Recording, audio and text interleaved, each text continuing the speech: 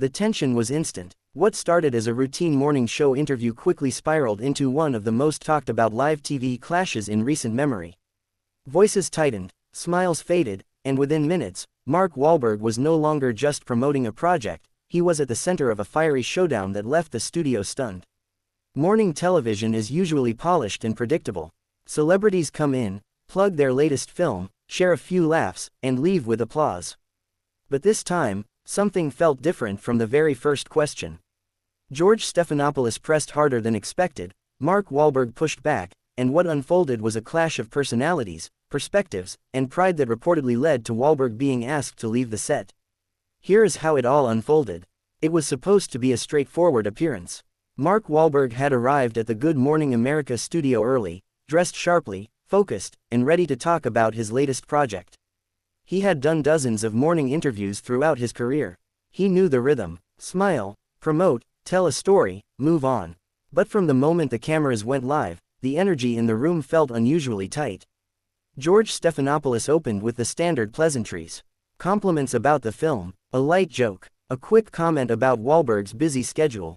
Mark responded warmly at first, flashing that familiar grin that has carried him from music stages to Hollywood blockbusters. The audience applauded. Everything seemed on track. Then the tone shifted. George pivoted to a more serious topic, referencing past controversies that have followed Wahlberg throughout his career. It was not entirely unexpected. Public figures often face questions about their history. But the timing caught Mark off guard.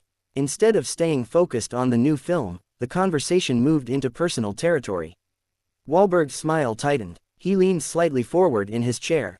He answered the first tough question calmly, emphasizing growth, accountability, and the lessons he had learned over the years. He spoke about faith, family, and personal transformation.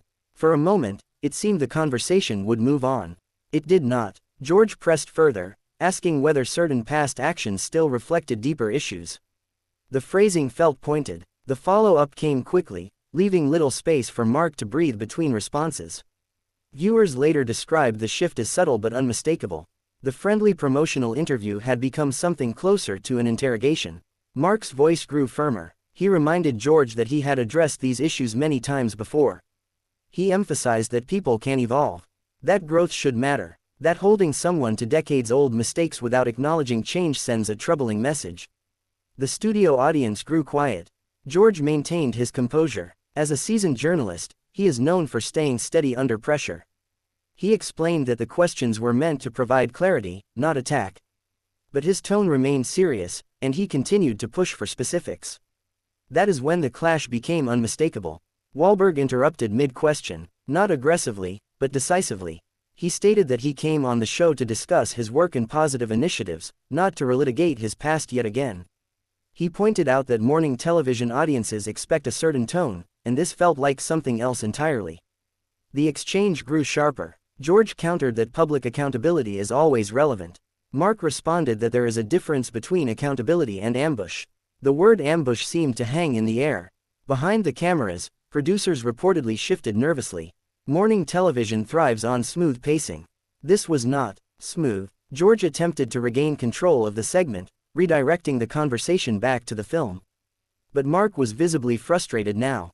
He addressed the camera directly at one point, telling viewers that he believes in second chances and that he hopes people judge him by the man he is today, not the teenager he once was. The moment felt unscripted and raw. When George tried once more to clarify his earlier question, Mark leaned back and shook his head. He said he had answered enough on that subject. The back and forth lasted only a few minutes, but on live television, a few minutes can feel like an eternity. Then came the breaking point. According to reports from inside the studio, Mark signaled to his publicist during a commercial break. When the show returned, the tension had not eased.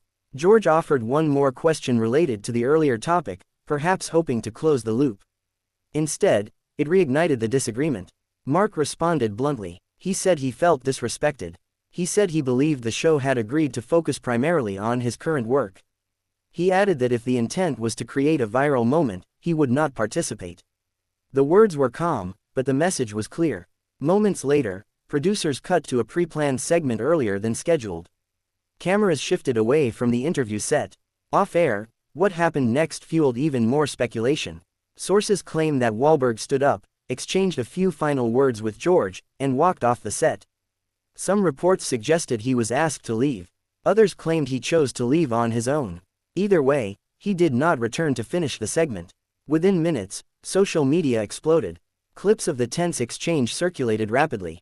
Viewers were divided. Some praised George Stephanopoulos for asking tough but fair questions. They argued that public figures must be prepared to address their past, especially on major platforms. Others sided with Mark Wahlberg, saying morning shows should not blindside guests with heavy confrontations during promotional appearances. Hashtags began trending. Commentators weighed in. Media analysts dissected body language, tone, and phrasing. Was George simply doing his job as a journalist? Or did the show miscalculate the setting for such pointed questions? For Mark, the incident highlighted a broader frustration he has expressed before. Over the years, he has worked to reshape his public image. From his early days in music to becoming a respected actor and producer, he has frequently spoken about personal growth and faith. He has invested in businesses, charitable initiatives, and family life. To him, being repeatedly defined by past mistakes feels reductive. For George, the role is different.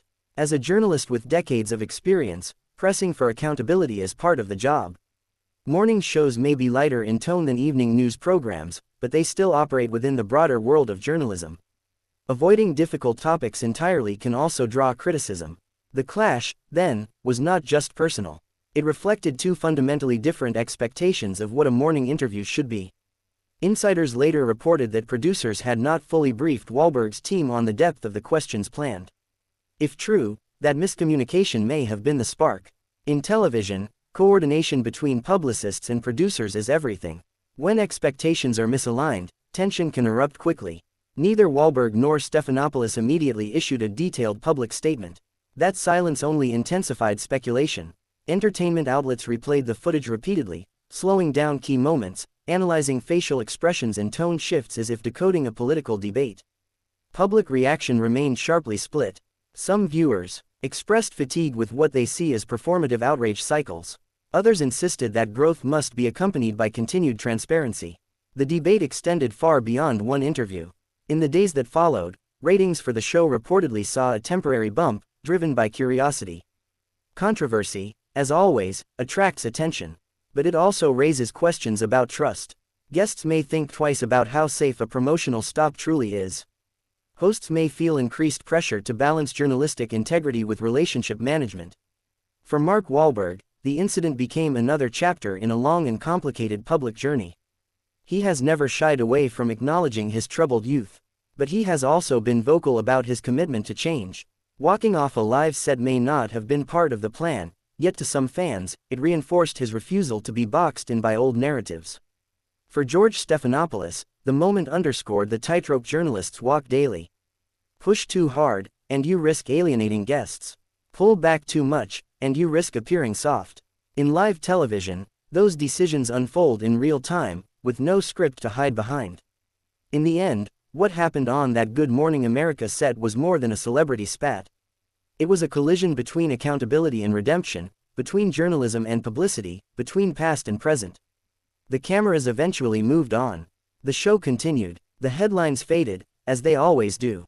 But for a brief stretch of live television, viewers witnessed something rare in the polished world of morning TV, an unscripted, uncomfortable confrontation that revealed just how fragile the balance can be when tough questions meet raw emotion.